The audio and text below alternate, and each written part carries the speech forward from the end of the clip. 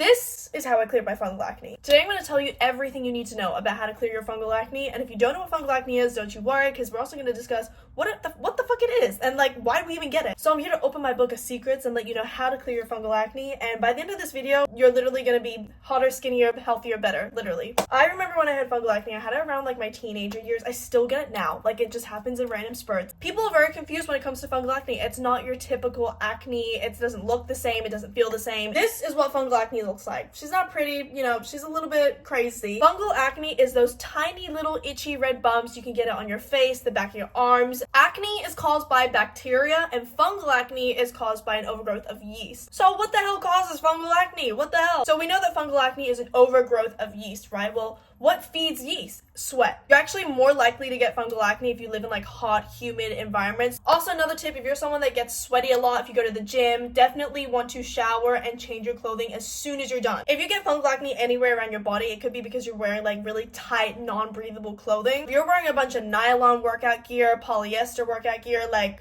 oh my god, that is not your best friend. That is your worst enemy when it comes to fungal acne. Especially if you sweat in your sleep. If you find that you're getting fungal acne on the back of your arms and your back, that's literally, I wouldn't be surprised if you had it. Go get yourself some cotton bed sheets, go get yourself some cotton shirts, something that's light and breathable, especially if you're going to bed. Like, go and wear something like light and airy. And there's some fucking crazy people out there that wear leggings to bed.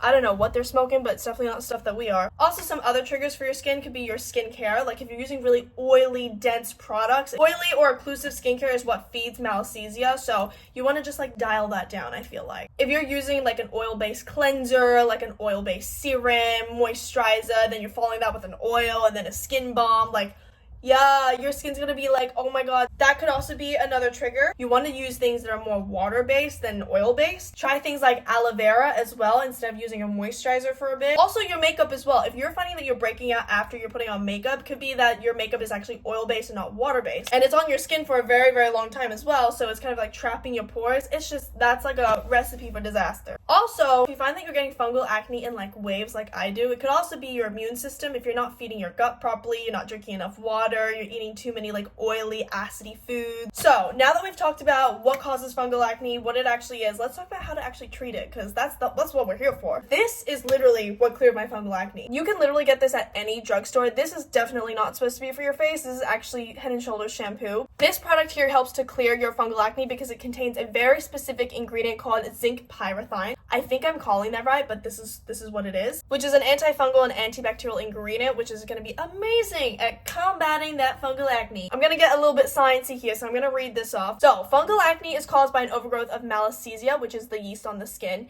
and zinc pyridine, which is an ingredient found in Head & Shoulders, reduces the population of this yeast by disrupting its cell membranes, stopping it from multiplying and calming the inflammation it causes. In conclusion, this literally just obliterates it. And you're probably wondering how the hell I even use this. Well, here's the thing. When I had a little bit worse fungal acne breakouts, I would actually mask with this. This is actually a little bit stripping on the skin, so I wouldn't recommend doing it for too long. If anything, I would recommend that you patch test before doing any of this. For me, I only leave this on for max 3 minutes and then I take it off. I would usually do this like 2 or 3 times a week, and I remember the first time when I started actually using this as something to combat my fungal acne, I did it consistently for a whole month. And the thing with fungal acne is, even if it's like starting to clear up, don't stop your treatments. Keep on going until it's literally completely gone, because sometimes it can also just flare up again. Some of the ways to clear your fungal acne would just be hygiene. So this includes changing your pillowcase like 2 to 3 times a week, changing your bath towel 2 to 3 times a week. I know it sounds super excessive, but trust me, if you're struggling with it, the more hygienic you can get, the better, and the faster it will just clear up. Also, using fungal acne safe skincare. So I have actually a fungal acne safe routine that I have in my actual vanity. Everything here is fungal acne safe and can be used while you're trying to clear it up. I'll do a separate video on like everything in this routine because there's a lot. If you don't want to use Head & Shoulders, there's also this brand called Nizoral. This is what this one looks like, and this one's very popular in the US, so I think you can probably find it really easily. The common denominator is they're both anti-dandruff shampoos, and anti-dandruff just helps with yeast as well. There's actually a website called Cezia, I think it's called. I'll like link it here, but basically this is like where you can check if your product's actually fungal acne safe. There's like a ton